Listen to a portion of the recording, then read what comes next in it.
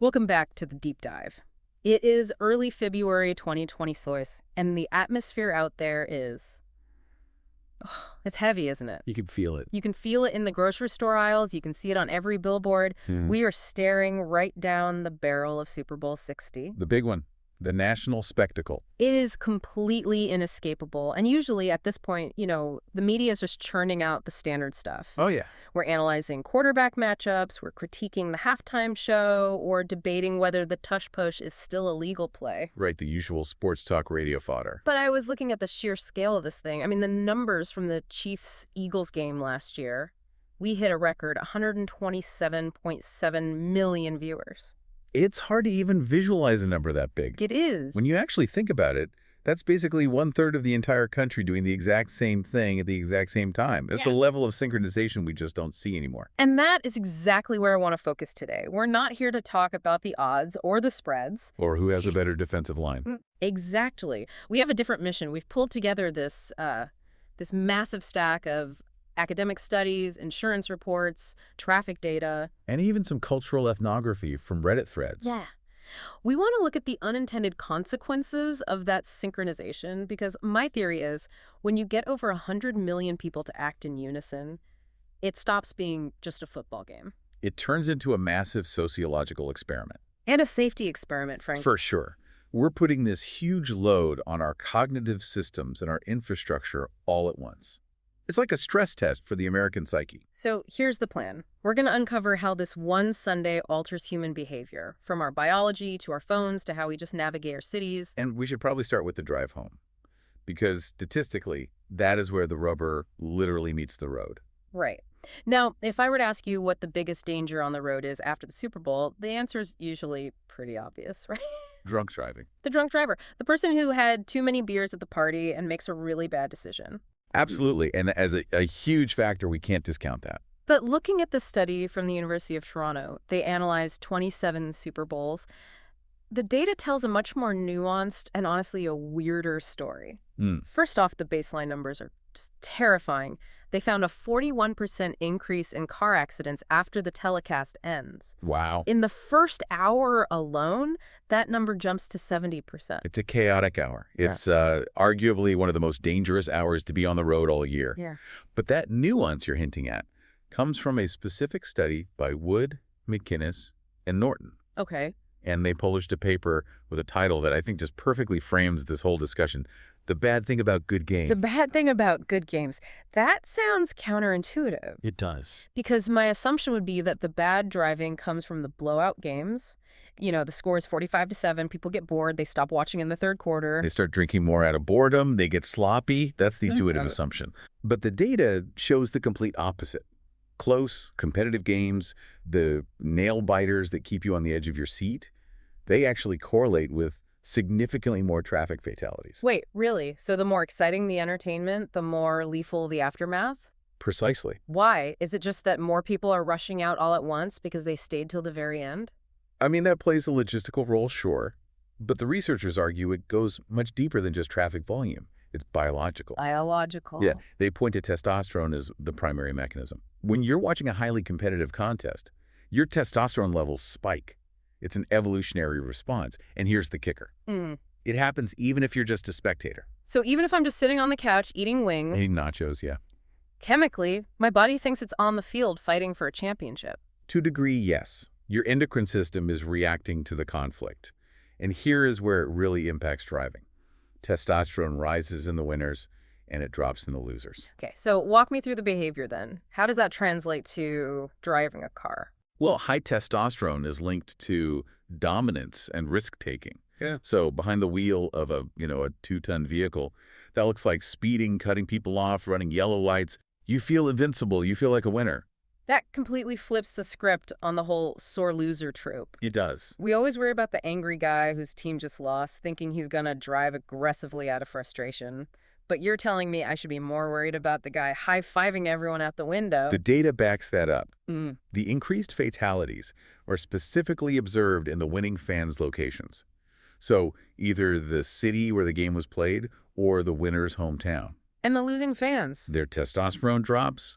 They feel defeated, maybe a little submissive or lethargic. They might actually be safer drivers because they aren't pumped full of victory hormones. That is just wild. It reminds me of that chant the student section at Duke does, the Cameron Crazies. When they're winning, they chant, "Drive home safely," at the losing fans. Yeah, it's meant to be a sarcastic dig, a final twist of the knife. Right, but according to this research, it's actually scientifically accurate advice.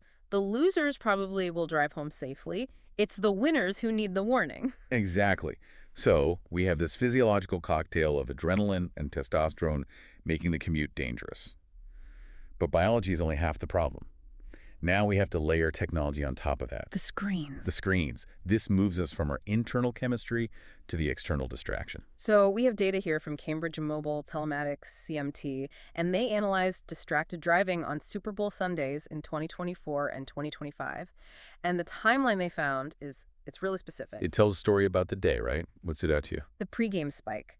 They define distracted driving as any phone motion while the car is moving faster than 9 miles an hour, and that behavior surges 13.3% before kickoff. Right, so think about the context of that hour. It's 5 or 6 p.m. What is the average American doing? You're in party prep panic mode. Yeah. You're scrambling to the grocery store for that last bag of ice. You're texting the host for the gate code? You're checking your prop bets. You're coordinating with 3 different groups of friends. Exactly. You're juggling logistics. Yeah. And because there's that hard deadline kickoff, you feel rushed. So you prioritize the efficiency of the text over the safety of the drive. But then the data shows this dip. Once the game starts, it's the silence. Relative silence, yeah. Distraction drops. People are actually watching the primary screen. Until the game ends.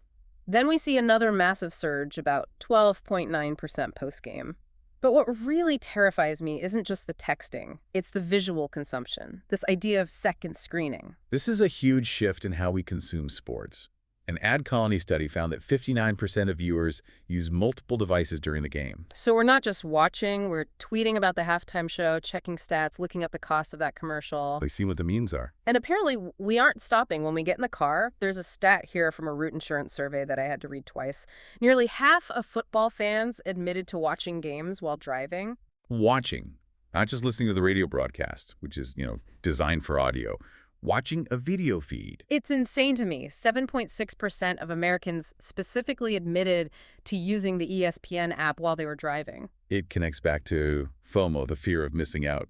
The Super Bowl is such a cultural currency that missing a big play feels unacceptable. So you prop the phone up on the dashboard, you tell yourself, I'm just glancing at it. But that glance is lethal. It's a perfect storm. You've got the victory testosterone making you aggressive and the phone making you distracted.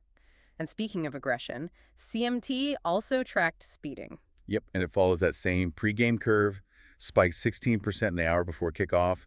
Everyone's racing the clock to get to the couch. So we've established the roads are a mess before and after. But there's this weird paradox that happens during the game, the ghost town effect. This is the one silver lining, though it definitely has its caveats. Yeah. Streetlight data analyze traffic around big venues, like Allegiant Stadium.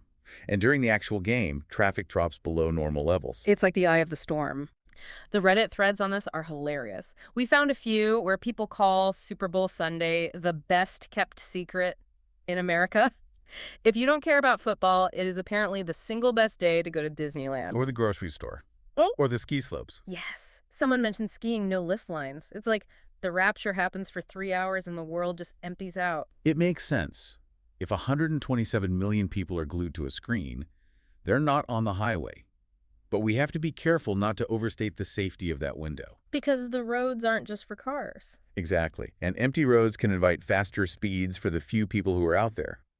Which brings us to vulnerable road users. The cyclists. The cyclists. You might think, oh, empty roads, great time for a bike ride. But the data suggests you should be careful. So we've got a study from Cleveland that showed car crashes increased near stadiums for the Browns and Cavaliers games by up to 33% post-game. So if you're a cyclist near that red zone around the stadium, you're in danger, no matter how empty the road was an hour ago. And to be fair, cyclists aren't perfect either, are they? We have this study from Tufts Medical Center in Boston on distracted biking.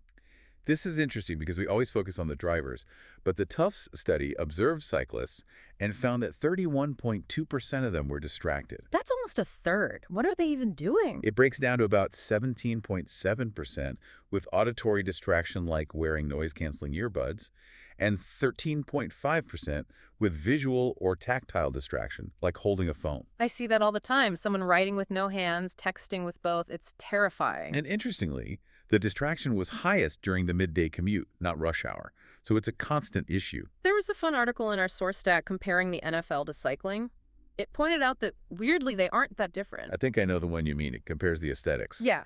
Both involve grown men in tight Lycra outfits. Both are heavily commercialized with logos plastered on every available inch. And both have, say, weird fans. Didi the Devil at the Tour de France versus the faith-painted guys in the end zone. Fair comparison. But the darker parallel is that shared vulnerability. Right. A split second of distraction checking a score, changing a song, can be catastrophic for both groups. So we've looked at the safety stuff, but I want to zoom out to the cultural shift. Yeah. Reading through these Reddit threads, especially Ask an American, it feels like the Super Bowl has morphed into something that isn't really about the sport anymore. It has definitely shifted. The consensus online is that it's an unofficial national holiday. It has its own rituals that have nothing to do with football. The food, for one. The consumption is apparently second only to Thanksgiving. And we're seeing these specific sub-traditions pop up, like the Super Bowl parties. I saw that. Soup parties. It's a pun, but it's a real thing. People bring different crocks of soup. But more broadly, it's about the spread, the pizza, the chicken wings with hundreds of flavors. It's about community and consumption first, competition second. But here's the question. Are people actually watching the game? Because we have data from civic science that suggests a huge generational divide is opening up. This is a crucial point. The data shows that young people are trending away from watching the game itself. They're there for the party, the commercial, sure, but their engagement is fundamentally different. How so? Betting. The data showed that people who don't follow the NFL closely are significantly more likely to place bets on the Super Bowl. Wait, so the people who know the least are betting the most? It's gamification. It makes the event interesting for someone who doesn't care about the Chiefs or the Eagles. If you don't care who wins, you bet on the coin toss. Or the color of the Gatorade shower. The length of the national anthem, yeah. Yeah. It transforms the Super Bowl from a viewing event into a gambling event. That explains why everyone is on their phones during the game. They're tracking their investments. Exactly. And the other hook for the younger demographic, the halftime show. For a lot of viewers, that 15-minute concert is the main event.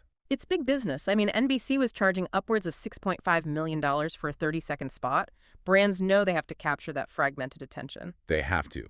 If 59% of your audience is looking at a second screen, you can't just be on the TV. You have to be in their hand, too. It just paints this picture of a really chaotic day. You have the party panic traffic before the game.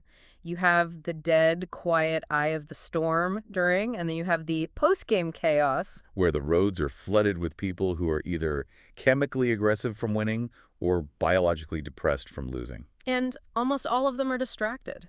It really makes you rethink who you want to win, going back to that study on testosterone. It does. I mean, the big takeaway here is that winning is physically intoxicating. The physiology of victory can impair your judgment just as much as alcohol. So if I want a safe commute home from my Super Bowl party, statistically speaking, you might want to root for your own team to lose. That is a hard sell for a fan. Go team, but also please lose so I don't crash my car. It is. But if your team loses, the data suggests the fans leave feeling subdued. Their testosterone drops. They drive slower. They're less aggressive. They just want to get home. Drive home safely, indeed. But there is another option. We might just need to rethink how we end the event, structurally. What do you mean? Well, look at international soccer. In some places, they have mandatory cooling down periods inside the stadium. They keep the winning fans in the stands for a while. You celebrate. Yeah, singing songs, celebrating, while the losing fans disperse. So you basically put the winners in a timeout until the testosterone wears off? Essentially. You let the hormones stabilize. You let the traffic thin out. If we applied that to our own post-game routine, instead of rushing to the car the second confetti cannons go off, maybe we just sit for an hour, eat some leftovers. That's a fascinating idea because right now the whole system is designed to flush everyone out onto the roads at the exact moment they're most chemically compromised. Correct. And when you add the fact that distraction spikes again post-game, people texting, "We won," you have aggressive, distracted drivers flooding the streets all at once. It's a recipe for disaster. It really is this massive disruptor of routine. It's a trade-off. We get the spectacle, the community, this unofficial national holiday, but we also get the risk. So as you're heading into the Super Bowl weekend, enjoying the snacks, maybe placing a bet, just keep that data in mind. The danger isn't just the drunk driver. It's the winning driver. And the distracted one. Here's a final thought to chew on, something that wasn't explicitly in the studies but feels like the next logical step. Okay. If we know winning fans are biologically primed for aggression, and we know betting is on the rise, what happens when you combine the testosterone of a team win with the dopamine hit of a financial win? That is a volatile combination. You're doubling down on the chemical high. Does the winning driver effect get multiplied if they just won $500 on a parlay? Or does the financial loss of a bad bet make a losing driver aggressive, flipping all this data on its head? That is the next study someone needs to write.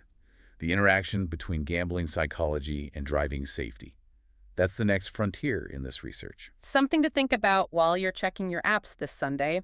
Be smart, watch out for the winners, and maybe wait a bit before you grab the keys. Thanks for listening. Stay safe. We'll see you in the next Deep Dive.